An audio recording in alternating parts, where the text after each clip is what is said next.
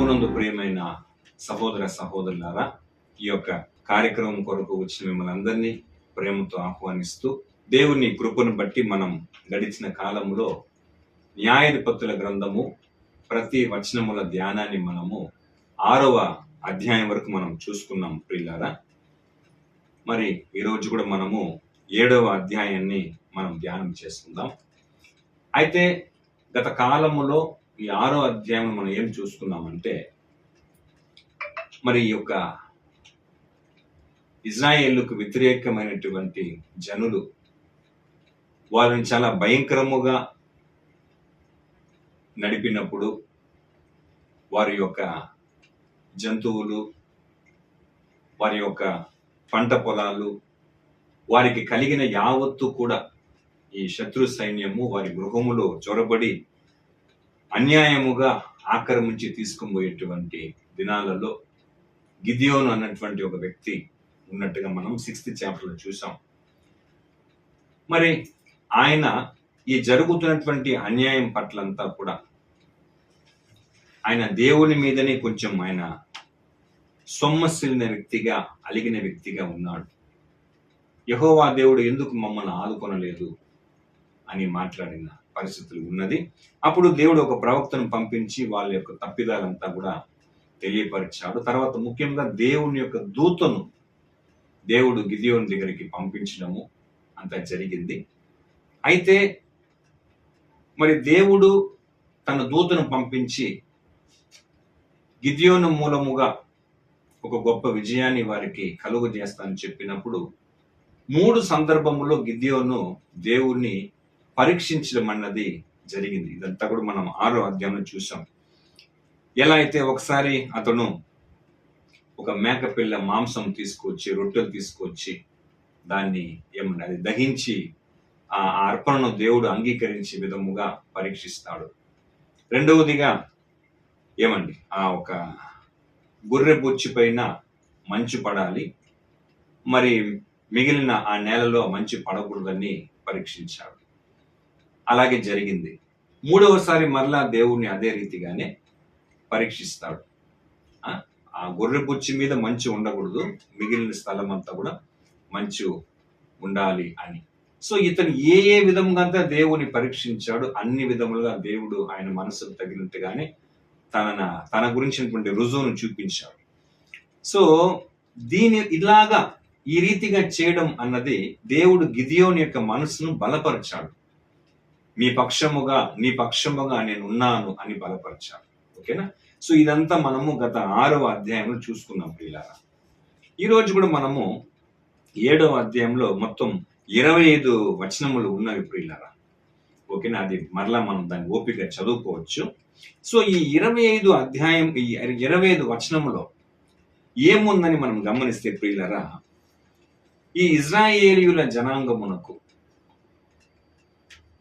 విరోధముగా మిద్యానీయులు, అమాలేకీయులు, తూర్పు దేశంలో ఉన్నటువంటి ప్రజలందరూ కూడా మిడతలలాగా వీళ్ళ మీద యుద్ధానికి వస్తారు ప్రియులారా. సో వాళ్ళ ఒక ఒంటెలు ఎలా ఉంటుందంటే సముద్ర తీరములో ఉన్నటువంటి ఇసుక రేణువులంతగా వాళ్ళు ఆ సైనికుల యొక్క ఒంటెలు ఉన్నట్టుగా మనము ఈ 7th చాప్టర్ చూడొచ్చు. అప్పుడు దేవుడు వాళ్ళతో యుద్ధం చేయటం కొరకై ప్రజల్ని రమ్మని చెప్పినప్పుడు ఇజ్రాయేలీయులలో 32,000 మంది వస్తారండి. అయితే దేవుడు అప్పుడు ఏం చెప్తాడంటే, ఇది నాకు చాలా ఎక్కువ జనము కాబట్టి వీళ్ళలో యుద్ధం అంటే ఎవరికంతా భయం ఉందో వాళ్ళందరినీ వెనక్కి వెళ్ళిపోమని చెప్తాడు. అప్పుడు 22,000 మంది వెనక్కి తిరిగి వెళ్ళిపోతారు ప్రియులారా. ఓకేనా? అయితే నెక్స్ట్ దేవుడు ఏం చేస్తారంటే, ఈ 10,000 మంది కూడా నాకు, మిగతా 10,000 మంది మిగులుతారు. వీళ్ళు కూడా నాకు ఎక్కువే కాబట్టి, ఎందుకంటే ఎక్కువ మంది జనము యుద్ధం ఆడి జయించినప్పుడు మేము మా బాహుబలము చేతనే ఈ యొక్క యుద్ధములు గెలిచాము అని వాళ్ళు తమ పైన తాము ఏం చేస్తారంటే అతిశయం పొందుతారు ప్రియులారా.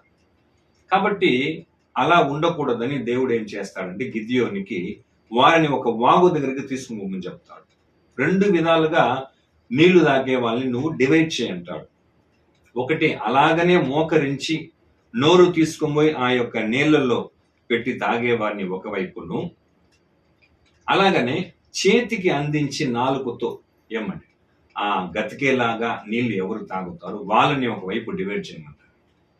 అలా చేసినప్పుడు ఏమండి ఆ చేతితో తీసుకొని నీళ్లు తాగే వాళ్ళ సంఖ్య 300 మంది తేలుతారు.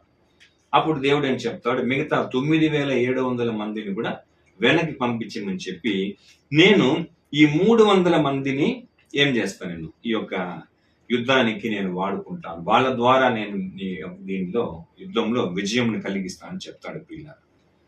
ఎందుకంటే ఎక్కువ మంది జనులు వస్తే అతిశయము వాళ్ళ మీద వాళ్ళు కలుగుతారు.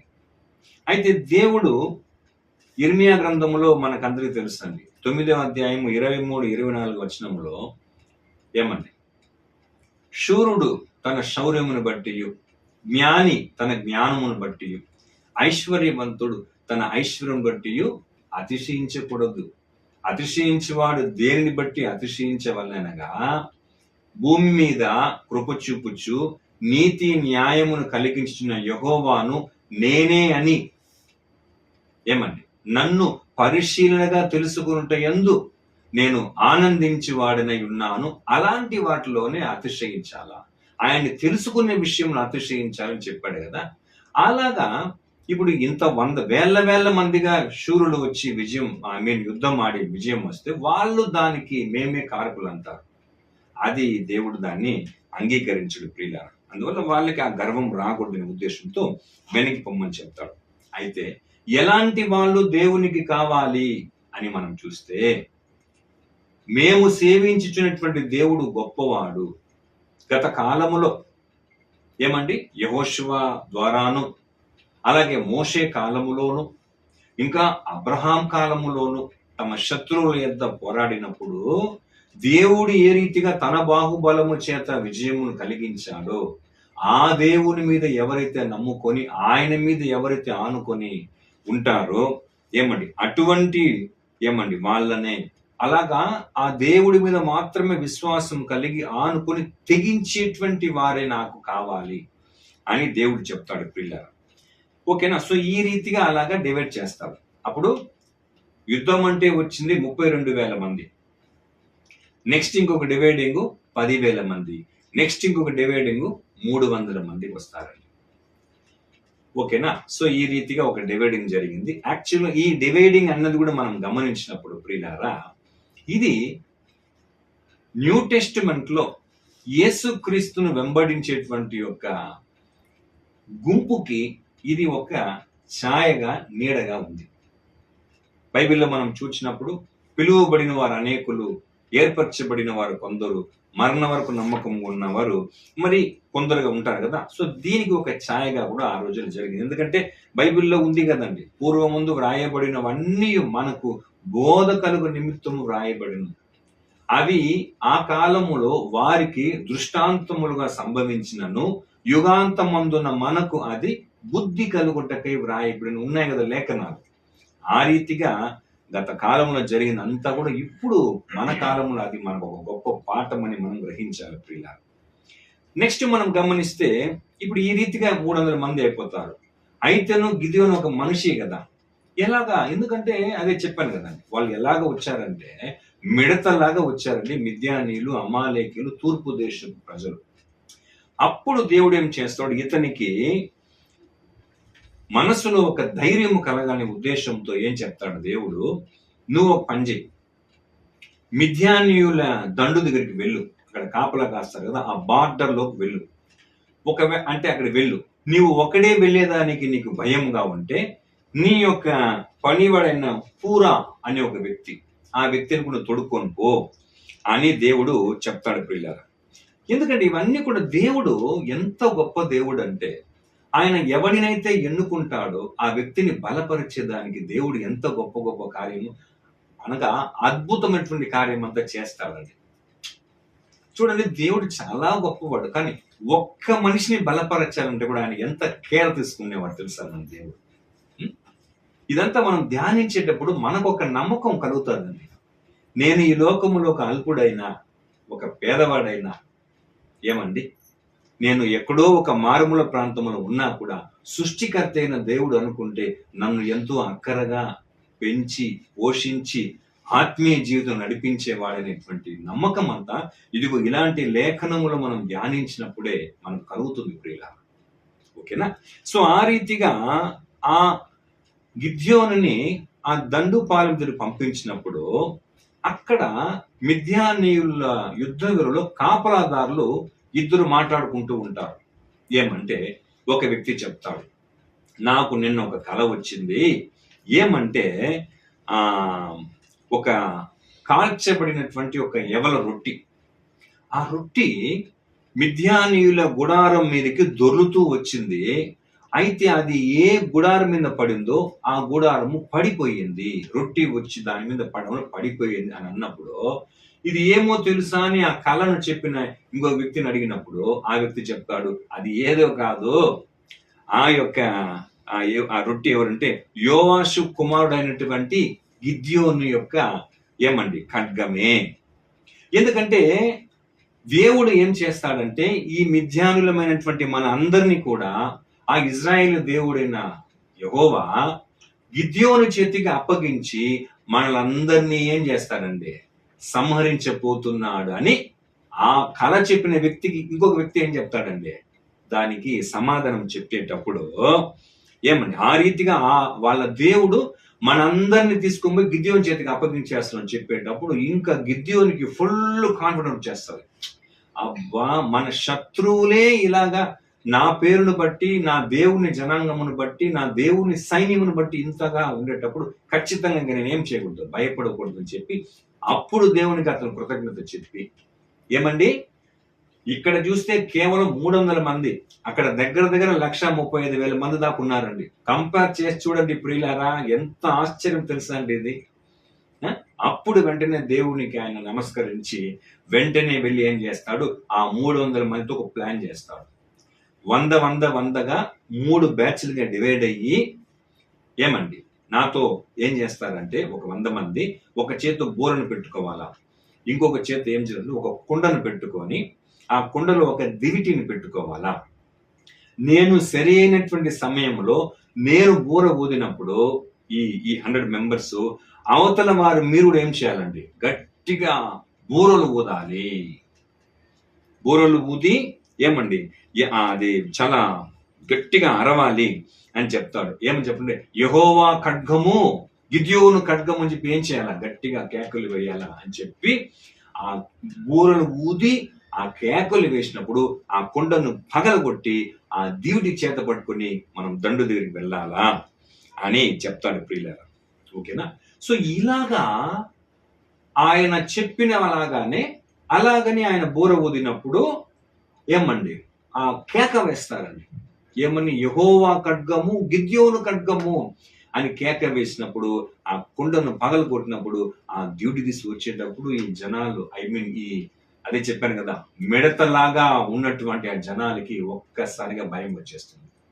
ఇక్కడ ఇంకొక అద్భుతం ఏం జరుగుతుంది తెలుసా ప్రియులారా, ఈ 300 మంది ఎప్పుడైతే అరుస్తారో, ఈ బూర ఊతారో, ఆ బూర శబ్దానికి ఏమవుతుందంటే ఈ వెనక్కి తిరిగి వెళ్ళిపోయినటువంటి 3 గోత్రకర్తలు, సో వాళ్ళంతా ఏం చేస్తారంటే మరలా రిటర్న్ వస్తారండి.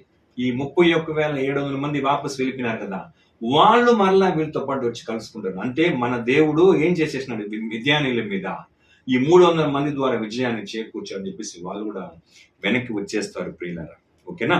అలాగా వాళ్ళని వెళ్ళి తరుముకునేటప్పుడు ఈ దండులో ఉన్నటువంటి వాళ్ళందరూ కూడా ఇంకా మనం అయిపోయినాము, గిద్యోని యొక్క ఆ సైన్యం వచ్చేసిందని వీళ్ళు పారిపోతూ ఉంటారు ప్రియులారా. అప్పుడు ఏం చేస్తారంటే వీళ్ళని తరిమి వీళ్ళందరినీ సంహరించేస్తారండి. అప్పుడు ఆ ఇద్దరు ఉంటారండి అధిపతులు, ఓరేబు తర్వాత జేబును. ఆ ఇద్దరు తలని ఏం చేస్తారంటే ఖండించి తలని నరికేస్తారు ప్రియులారా. ఓకేనా? సో ఈ రీతిగా ఈ మిద్యానీయుల నుంచి, అమాలేక్యుల నుంచి, తూర్పు దేశం జనుల నుంచి దేవుడు ఏం చేస్తాడు తెలుసా, ఈ గిద్యోని ఇజ్రాయేలీలకు ఈ తక్కువ మంది ద్వారా దేవుడు గొప్ప విజయాన్ని కలిగిస్తాడండి. ఇదిదా మనము ఈ న్యాయాధిపతుల గ్రంథం 7వ అధ్యాయము 1 నుంచి 25 వచనం వరకు మనము చదువుకోవచ్చు. ఇప్పుడు నేను చెప్పిన స్టోరీ అంతా దాంట్లో, హిస్టరీ అంతా దాంట్లో ఉంది. ఇది మీరు నిదానంగా మీరు ఇంట్లో చదువుకోవచ్చు ప్రియులారా. ఇప్పుడు దీంట్లో మనకున్నటువంటి పాఠం ఏమి? ఎందుకంటే ఇది స్టోరీ, ఇది హిస్టరీ అంతా మనం ఎంతో చదివి ఉంటాం. మనకు చాలా మరిచిపోలేనటువంటి ఒక మంచి మంచి గొప్ప గొప్ప అద్భుతాలు ఇవన్నీ. అయితే దీంట్లో నుంచి మనకేమన్నా పాఠములు ఉందా అని మనం చూసేటప్పుడు నంబర్ 1, దేవుని యొక్క గుణాన్ని ఫస్ట్ ఆఫ్ ఆల్ మనం తెలుసుకోగలం. ఇక్కడ ఏమని చూస్తే, ఇక్కడ దేవుడు ఇక్కడ చెప్పాడు చూసారా, చూడండి, న్యాయాధిపతుల గ్రంథం 7వ అధ్యాయంలో ఆయన ఒక మాట చెప్తాడు. ఎప్పుడైతే యుద్ధం కొరకు రమ్మని చెప్పినప్పుడు 32,000 మంది జనాలు వస్తారు చూడండి, అప్పుడు వాళ్ళని చూసి దేవుడు ఒక మాట చెప్తాడు. న్యాయాధిపతుల గ్రంథం 7వ అధ్యాయము 2వ వచనం.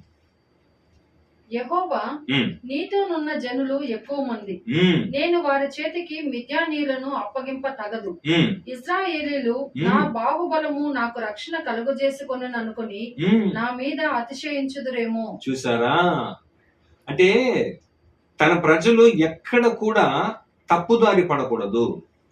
తన ప్రజల దృష్టిలో ఎప్పటికి కూడా దేవుడు ఎంత బలాఢ్యుడైన దేవుడు, ఎంత గొప్పవాడు, ఎంత విజయమును తమకు సమకూర్చేటువంటి వాడనే విషయాన్ని వీళ్ళెవరు ఏం చేయకూడదు, మరువకూడదు.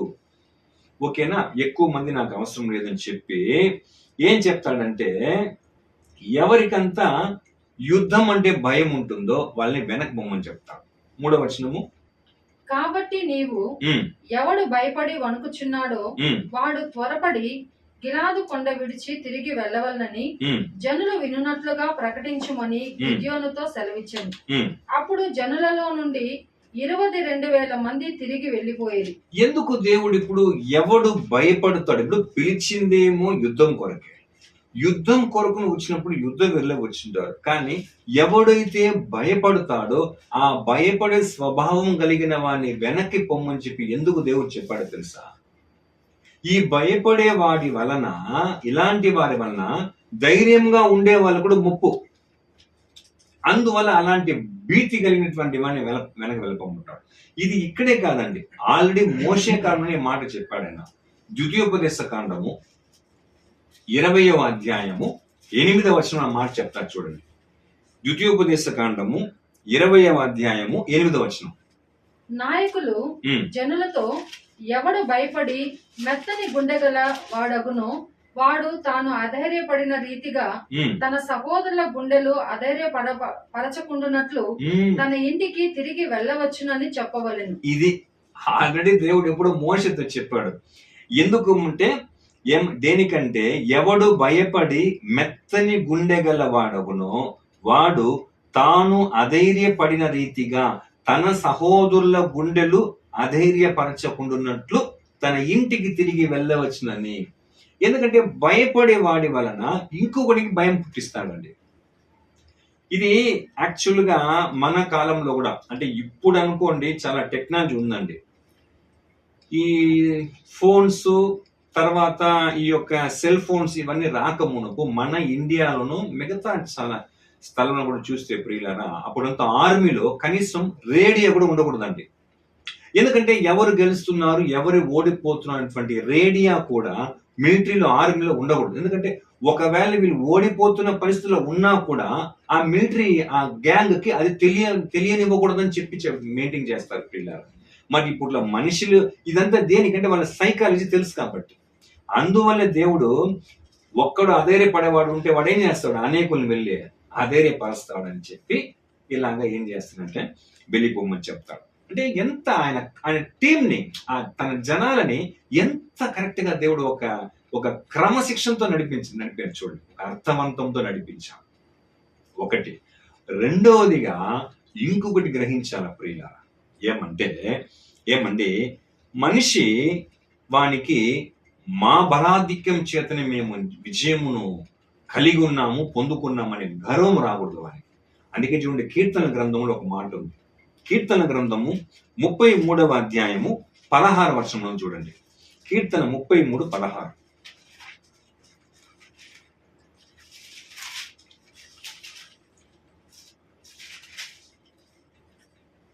ఏ రాజును సేనా బలము చేత రక్షింపబడడు, ఏ వీరుడును అధిక బలము చేత తప్పించుకొనడు. చూసారా, ఏ రాజును సేనా బలము చేత రక్షింపబడడు.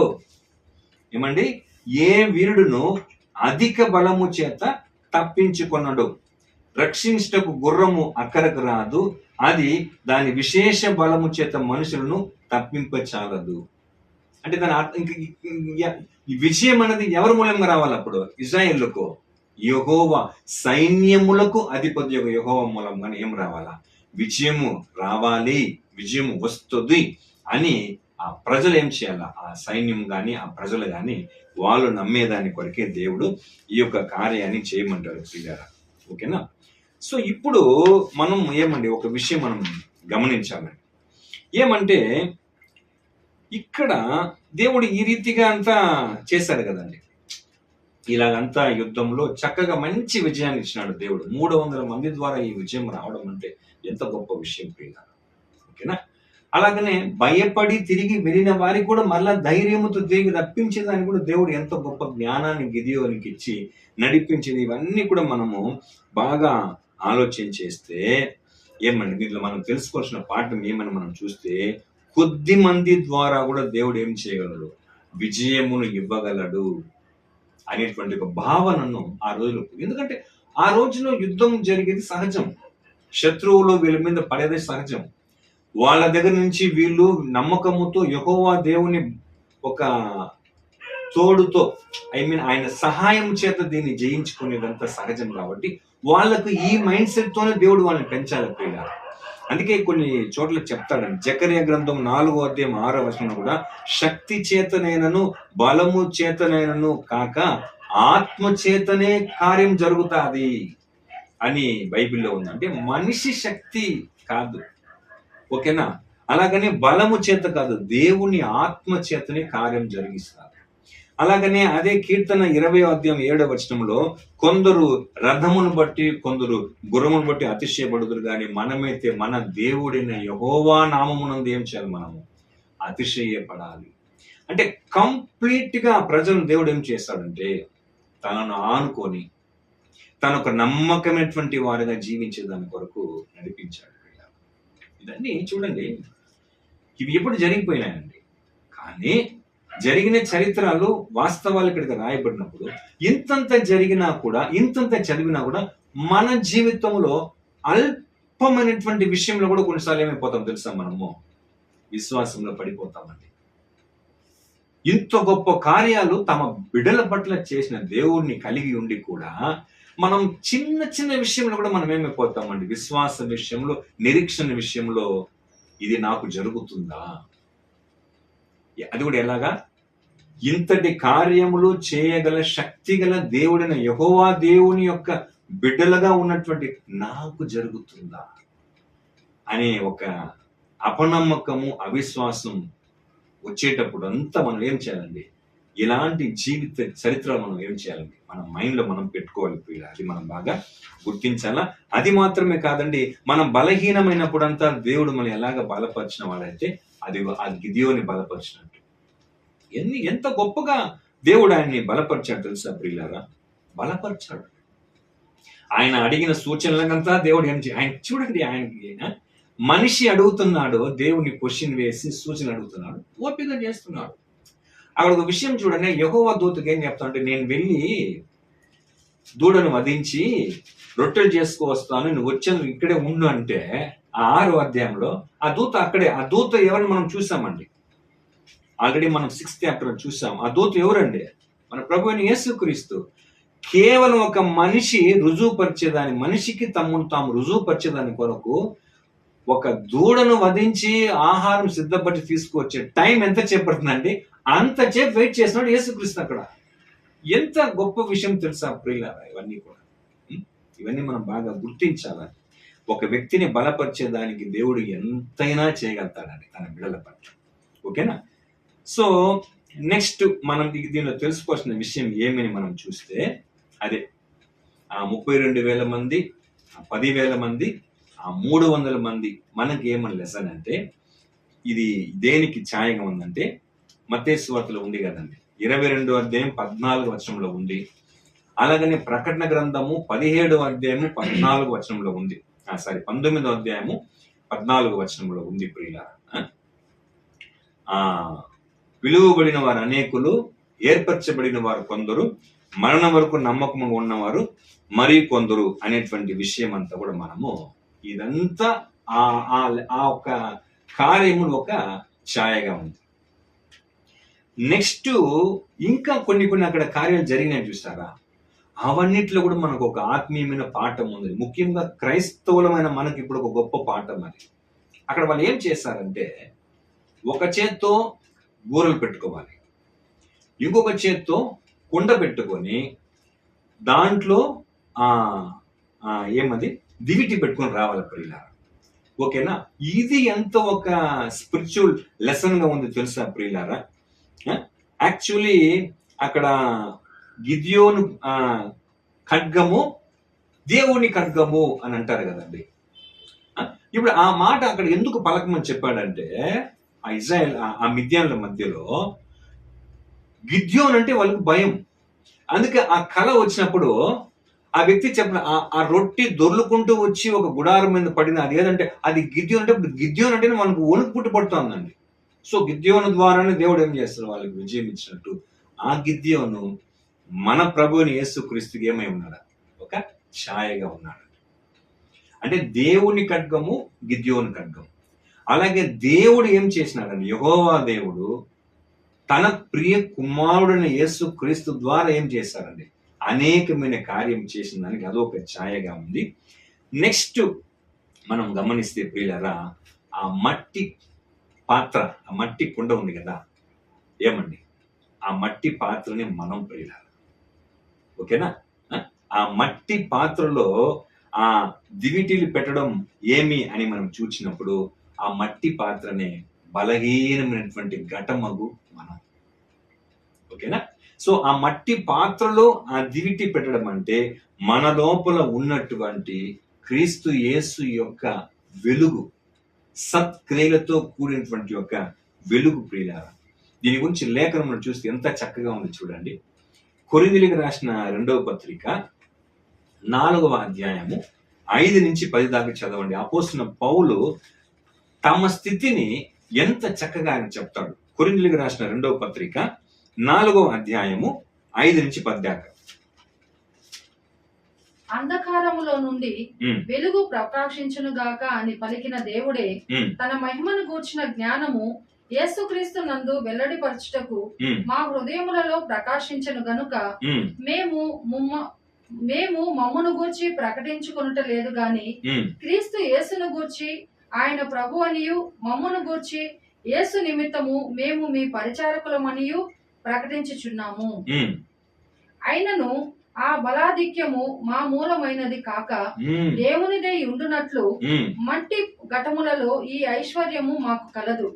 ఎటుపోయినను శ్రమపడుచున్నను ఇరికింపబడువారము కాము, అపాయములో నున్నను కేవలము ఉపాయము లేని వారము కాము, తరుముబడుచున్నను దిక్కులేని వారము కాము, పడద్రోయబడినను నశించు వారము కాము. యేసు యొక్క జీవము మా శరీరమందు ప్రత్యక్షపరచబడుటకై యేసు యొక్క మరణానుభవమును మా శరీరమందు ఎల్లప్పుడూ వహించుకొని పోవచ్చున్నాము. చూసారా, చూడండి ఆ మట్టి పాత్ర ఎలాగైతే ఆ దివిటిలో దాన్ని భరిస్తూ దాన్ని మోసుకొని పోయినారో, ఈరోజు మనం ఎలాంటి వారం అంటే ఆ మట్టి పాత్రను ప్రియులారా. మనం పౌలు అది తను చక్కగా చెప్తున్నాడండి. ఏమంటే దేవుడే తన మహిమను గూర్చిన జ్ఞానము యేసు క్రీస్తును వెల్లడిపరచుటకు మా హృదయములో ప్రకాశించెను. కనుక మేము మమ్మను గురించి ప్రకటించుకుంటలేదు, కానీ క్రీస్తు యేసును గురించి ఆయన ప్రభువనియు మమ్మను గురించి యేసు నిమిత్తము మేము మీ పరిచారకులమనియు ప్రకటించుచున్నాము. అయినను ఆ బలాధిక్యము మా మూలమైనది కాక దేవునిదై ఉండునట్లు మంటి ఘట్టములలో ఈ ఐశ్వర్యము మాకు కలదు. అప్పుడు మనమందరూ ఎవరండి? మంటి ఘట్టం. మనమందరూ ఆ మట్టి కుండ లాంటి వారు ప్రియులారా. ఓకేనా, అది మనం బాగా గుర్తించాలా. అందుకే చెప్తానండి 10వ వచనం, యేసు యొక్క జీవము మా శరీరమందు ప్రత్యక్షపరచబడుటకై యేసు యొక్క మరణానుభవమును మా శరీరమందు ఎల్లప్పుడూ వహించుకొని పోవచ్చున్నాము. ఓకేనా? ఆయన మరణానుభవము మన శరీరం అంటే దాన్ని పగలగొట్టినారు కదండి ఆ కుండని. అలాగనే మనము ప్రతి దినం ఏమవ్వాలి? మనము నలుగుగొట్టబడుతూ ఉండాల. ఇదే పౌలు రోమా 8వ అధ్యాయం చెప్తాడు కదా, మేము దినమెల్లా వధింపబడిన వారము, వధకు సిద్ధమైన గొర్రెల వలె ఎంచబడితిమి అని అంటాడు కదండి. ఆ రీతిగా మనము ప్రతిరోజు ఎంతకెంతకు మనల్ని మనము నలుగుగొడుతూ ఉంటాము. క్రీస్తు నిమిత్తం, క్రీస్తు నీతి నిమిత్తం, క్రీస్తు పరిశుద్ధత నిమిత్తము. ఏమండి? క్రీస్తు ద్వారా మనకు ఏమండి మనల్ని పిలిచినటువంటి పిలుపు నిమిత్తము, ఆయన వెంబడించేటువంటి యొక్క గొప్ప సమర్పణతో కూడిన జీవితం నిమిత్తం ప్రతిరోజు మనం ఏమవ్వాలండి? నలుగుగొట్టబడుతూ ఉండాలి ప్రియుల. ప్రతిరోజు మనల్ని మనం ఉపేక్షించుకునేటువంటి జీవితం జీవిస్తూ ఉన్నప్పుడే దాని మూలముగానే ఆ కుండ పగలు కొట్టిన వెంటనే ఆ దివిటి ద్వారా ఎలాగైతే వెలుగు వచ్చిందో, అదే యేసు ప్రభు చెప్తాడు కదా, వెలుగు అంటే ఏమని? మనం ప్రజల మధ్య మనం కనుపరిచేటువంటి సత్క్రియలే గొప్ప వెలుగని మత్తయి సువార్త 5వ అధ్యాయంలో ఉంది కదా ప్రియులారా. ఆ రీతిగా మన సత్క్రియలే గొప్ప దివిటి లాంటిది ప్రియులారా. గొప్ప ప్రకాశమానంగా ప్రకాశించాలి ప్రియులారా. ఓకేనా? ఇక ఆ బూరలు ఊదడం అంటే ఏమంటే, మనము ఆ క్రీస్తును గూర్చిన, సత్యం గూర్చిన అనుభవ జ్ఞానాన్ని మనం ఏం చేయాలంటే ప్రకటించేటువంటి వారమే ఉండాలి ప్రియులారా. ఆ రీతిగాని ఇవి అన్ని చేయటం మూలముగా ఏ రీతిగా అయితే వాళ్ళకు విజయం కలిగిందో, ఏమండి, అదే రీతిగా మట్టి పాత్రమైనటువంటి మనం ప్రతిరోజు నలుగుగొట్టబడుతూ, మన సొంత ఆశను చంపుకుంటూ, నీతి నిమిత్తము హింసింపబడుతూ, పరిశుద్ధ జీవిత నిమిత్తము ప్రభువుని వెంబడించే దాని వల్ల వచ్చే కష్టాలు, శ్రమలు, ఇబ్బందులు, అవమానము, నిందలు ఇవన్నీ భరించి మనము ఉపద్రవంతో జీవించినప్పుడే మనలో నుంచి ఒక గొప్ప వెలుగు అనేది, అంటే సత్యం అనేది బయలుపరచబడాలి. సత్క్రియల ద్వారా ఏమవ్వాలండి మనం? యేసు ప్రభువు ఈరోజు చాలా మంది మంచివాడిని దేని బట్టి చెప్పగలుగుతారండి? ఆయన ఎంత హింసించినా ఆయన బదులుకు ఒక్క మాట కూడా చెప్పలేదు, చూసారా? అదే గొప్ప సానుభూతిని లోకంలో యేసు ప్రభు అంటే. ఆ రీతిగా ఏమండి మనం జీవించాలి ప్రియుల. ఓకేనా? సో ఈ యొక్క జీవిత విధానము ఎలాంటి వారికి మాత్రమే ఉంటుందంటే, కేవలం ఆ 300 మంది ఉన్నారు చూసారా? ఎందుకంటే ఆ 300 మంది చేతిలోనే బూర ఉంది, ఆ 300 మంది చేతిలోనే మట్టి కుండ ఉంది, ఆ 300 మంది చేతిలో మాత్రమే దివిటి ఉంది. ఆ 300 మంది లాగా ఎవరండి? పిలువబడిన వారు అనేకులు, ఏర్పరచబడిన వారు కొందరు, మరణం వరకు నమ్మకంగా ఉన్నవారు మరీ కొందరు. యేసు ప్రభు చెప్తాడు, చిన్న మందా భయపడకుడి, మీకు రాజ్యమును అనుగ్రహించుటకు తండ్రికి ఇష్టమాయ. ఆ 300 మంది ద్వారా మిద్యానుల దగ్గర నుంచి, అమాలేకుల దగ్గర నుంచి, తూర్పు దేశ ప్రజల నుంచి విజయం ఇచ్చేదానికి దేవుడు ఇష్టపడినట్టుగానే ఈ లోకములో అపవాదిని జయించేదానికి, దేవుని రాజ్యాన్ని భూమి మీద స్థాపింపబడి చేసేదానికి, 1000 ఏళ్ళు రాజ్య పరిపాలన చేసేదానికి దేవుడికి కూడా ఆ 1,44,000 మంది ఆ చిన్న మంద మూలంగా రాజ్య స్థాపన చేసేదానికి, తన చిత్తాన్ని, తన ఇష్టాన్ని స్థాపించి నెరవేర్చేదానికి దేవుడికి ఏమైందండి? ఇష్టముగా ఉంది. మనము బాగా ఆలోచించాలి. సో వాళ్ళు ఎలాగైతే అక్కడ ఏమండి ఆ యుద్ధం అంటే భయపడని వారు గాను చాలా జ్ఞానముతో ప్రవర్తించారండి. అక్కడ చూడండి, ఆ నీళ్ళ వెళ్ళి అలాగనే నోరు తీసుకొని పోయి ఆ వాగులో పెట్టుకుంటే జ్ఞానహీనులు, బుద్ధిహీనులండి. అంటే అది ఏం వస్తుందో చెత్త చెదరమంతా అలాగే తాగేవాళ్ళు వాళ్ళు. కానీ 300 మంది అలా తాగిన వాళ్ళు కాదు. అదేమన్నా ఉంటే మామూలుగా ఏం చేస్తారండి, ఇట్లా అదేమన్నా దుమ్ము ధూళి ఏమన్నా అట్లా తీసేసి ఆ స్వచ్ఛమైనటువంటి నీళ్ళు తీసి ఏం చేస్తారు, తాగేవాళ్ళు. అలాంటి వాళ్ళు దేవునికి కావాలి. ఓకేనా? ఆత్మీయ జీవితంలో దేవుని మీద ఆనుకొని సత్యంకు, ఏది సత్యము ఏది అసత్యం అని పరిశోధించేటువంటి వాళ్ళు దేవుని కావాలి. అలాగే తామును తగ్గించుకున్నటువంటి స్వభావం కలిగినటువంటి వారే దేవునికి కావాలి ప్రియులారా. ఓకేనా. సో ఈ రీతిగా ఆయనతో గొప్ప కార్యమును దేవుడు ఆ రోజున చేసినట్టు ఈ రోజు మనలో కూడా అదే రీతిగా ఆయన ఎదురు చూస్తున్నాడు ప్రియులారా. ఓకేనా. నెక్స్ట్ ఇక్కడ ఆ రోజుల్లో మనం గమనిస్తే గిద్యోను ఆయన ఏమన్నా పెద్ద మిలిటరీ మ్యాన్ అనండి, ఆయన సైనికుడు, ఆయన ఎవరని ఉందండి, ఆయన ఒక రైతు. ఓకేనా. అక్కడ దూత వచ్చి చూసినప్పుడు లేకపోతే ప్రవక్త వచ్చి చూసినప్పుడు ఈ అమాలేకులు వీళ్ళంతా ఈ మిద్యాన్ని తీసుకుని పోయి ఆ గోధుమ గింజలు ఎక్కడో కొంచెం ఉన్న దాన్ని సరి చేసుకుంటూ ఉంటున్నాడు ఆయన. అది మనం 6th చాప్టర్ చూసాం మనం న్యాయాధిపతుల గ్రంథంలో.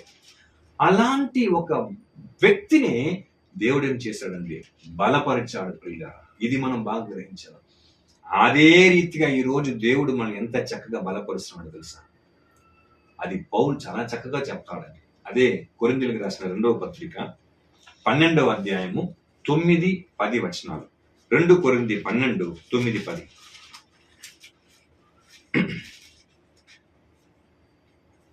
అందుకు నా కృప నీకు చాలును, బలహీనత యందు నా శక్తి పరిపూర్ణమగుచున్నదని ఆయన నాతో చెప్పెను.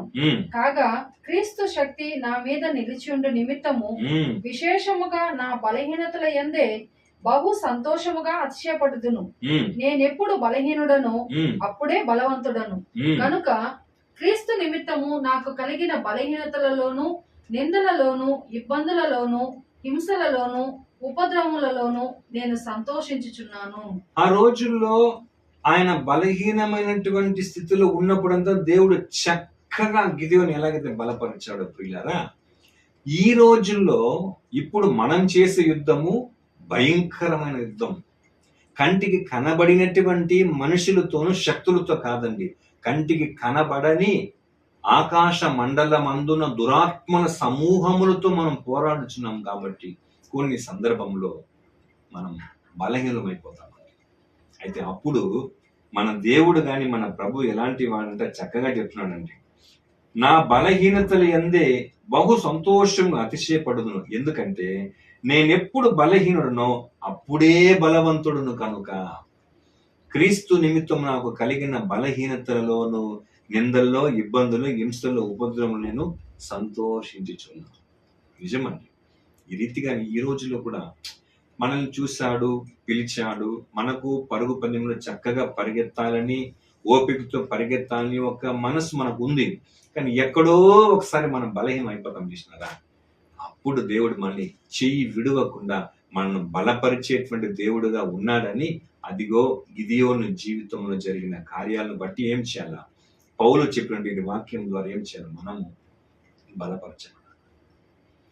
ఎందుకంటే నిజమండి, కొంతమంది ఎక్కడో కొన్ని సందర్భంలో కొన్నిసార్లు దేవుని విరోధంగా జీవించి వాక్యాన్ని పాటించలేక, దేవుని యొక్క హెచ్చరిక బోధనలకు లోబడలేక పాపము చేసి ఎదురాడేటువంటి సాతానుతో, శరీరముతో, లోకంతో ఎదురాడే శక్తి లేకుండా వెనకబడిపోయినప్పుడు ఇక నా వల్ల కాదు, నేను జీవించలేను, నాకు కుదరదు, నేను చేయలేను అని చాలా మంది బ్యాక్ అయిపోతారండి.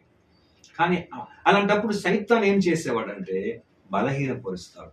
కానీ అలాంటప్పుడు దేవుడు ఏం చేస్తాడు, గిదెయోను బలపరిచినట్టు మనల్ని కూడా బలపరిచే దేవుడు మన పక్షంగా ఉన్నాడనే దానికి వాక్యాలంతా మనకి ఏమండి రుజువులు ప్రియులారా. కాబట్టి చూడండి, ఆ రోజుల్లో గిదెయోను దేవుని చేత బలపరచబడ్డాడు, యుద్ధములో జయించాడు, కొంతకాలం అతడు న్యాయాధిపతిగా ఉన్నాడు, తర్వాత మరణించాడు. అయితే మనది అలాంటి ఒక యుద్ధం కాదు, కంటికి కనబడని శక్తులతో మన యుద్ధం ప్రియులారా. ఓకేనా. రెండవది, మనము మరణం వరకు మనం వాటిని పోరాడాలి. ఈ శరీరాన్ని పోరాడాలి, ఈ లోకాన్ని పోరాడాలి, పాపముతో పోరాడాలి, సొంత ఇచ్చలతో మనం పోరాడాలి, దుర ఆలోచనతో మనం పోరాడాలి. ఇలాగంతా పోరాడి మనం మరణం వరకు మనం నమ్మకంగా జీవిస్తే ఆయన్ను కొంతకాలము న్యాయాధిపతిగా పెట్టినట్టు కాదు ప్రియులారా, మనకు పరలోక ప్రవేశాన్ని దేవుడు ఇచ్చేవాడుగా ఉన్నాడు. క్రీస్తుతో కూడా సింహాసనం అధిష్ఠించేటువంటి ఒక కృపనిస్తాడు. 1000 ఏళ్ళు రాజ్య పరిపాలన చేసే అవకాశం ఇస్తాడు. నిత్యము దేవుని దగ్గర వాడబారిని స్వాస్థ్యాన్ని మనం అనుభవించేటువంటి ఆశీర్వాదాన్ని ఇచ్చేవాడు ఉన్నాడు. కాబట్టి ఇలాంటి జీవిత చరిత్రలో మన మైండ్లో ఎప్పుడు ఉండిపోవాలి. కాబట్టి మనం ఏ గుంపులో ఉన్నాం? 32,000 మందిలో 22,000 మందిగా ఉన్నామా? 10,000 మందిగా ఉన్నామా? 300 మందిగా ఉన్నామా? అంటే పిలువబడిన వారిలో ఉన్నామా? ఏర్పరచబడిన వారిలో ఉన్నామా? మరణం వరకు నమ్మకముగా ఉన్నటువంటి వారిలో ఉన్నామా అన్నదానిని ఆ దినాల్లో న్యాయాధిపతుల గ్రంథములో గిదియోను జీవిత చరిత్ర నుంచి మనం ఈ అంత్యకాలంలో మన ఆత్మీయ స్థితిగతులను ఏం చేయాలండి? మనం చక్కగా పరిశీలిస్తూ పోల్చుకొని మనము చక్కగా జీవించి విజయాన్ని పొందుకోవాలి. అటువంటి యొక్క మహాకృపను దేవాది దేవుడు మనకందరికీ అనుగ్రహించిన గాక. దేవుని చిత్తమైతే మరలా వచ్చే దినాలలో మనము న్యాయాధిపతుల గ్రంథము 8వ అధ్యాయం మనము ధ్యానం చేసుకుంటూ అప్పుడు మనం కలుసుకుంటాం. దేవుడు ఈ యొక్క వాక్యాన్ని దీవించిన గాక.